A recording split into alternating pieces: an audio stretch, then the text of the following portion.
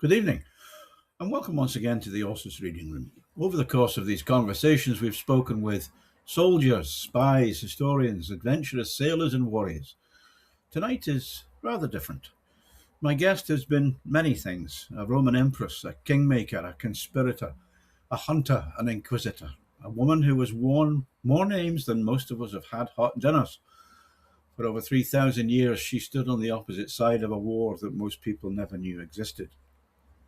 And yet the woman sitting opposite me remembers none of it. Helen Augustine, welcome. Thank you, Roger. Although I suspect your introduction was intended to make me nervous. I'm not nervous, merely aware of the company you're keeping. Most people first encounter your story after the accident. A Mercedes travelling at considerable speed, one Challenger main battle tank, 70 tons of very unfortunate collision. And what do you remember? Well, nothing. That's the honest answer. Everybody else remembers it. I don't. The first thing I remember is opening my eyes in a hospital bed and discovering that apparently I was me. The difficulty was that I had absolutely no idea who me happened to be. That must have been terrifying. Oddly enough, it wasn't. Confusing, certainly. Infuriating frequently, but not terrifying. I remember looking at my passport photograph and deciding that whoever had chosen that hairstyle deserved immediate prosecution. Which would have been a perfectly reasonable conclusion. And isn't it true that the first friend you made wasn't actually a human once you'd woken up? No, it was a robin, although I initially objected to the name. Its breast was clearly orange, not red. English people have been getting that wrong for centuries. The bird had a name. Yeah, Pacino, my little singer. A small thing, perhaps. Yet it was important. Everything around me was unfamiliar. The bird wasn't asking me who I used to be. He simply arrived, sang, sold my lunch, and left. I found that refreshing. You also discovered something unusual rather quickly. Then I apparently speak languages I don't consciously know. Italian was the first surprise, then Latin, then Greek, then several others. Imagine discovering that your mind contains libraries you cannot remember building. Now, eventually William told you who you had been. I've always wondered what that felt like. I imagine being informed that you were responsible for some of history's worst decisions. Then imagine discovering that the evidence appears rather convincing. That is really unsettling. You were told that you had manipulated kings, influenced emperors, directed inquisitors, played a role in events stretching back thousands of years.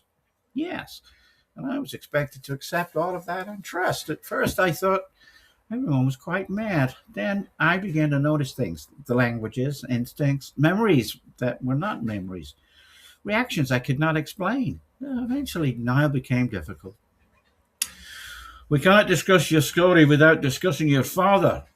No, I suppose we can't. Do you hate him?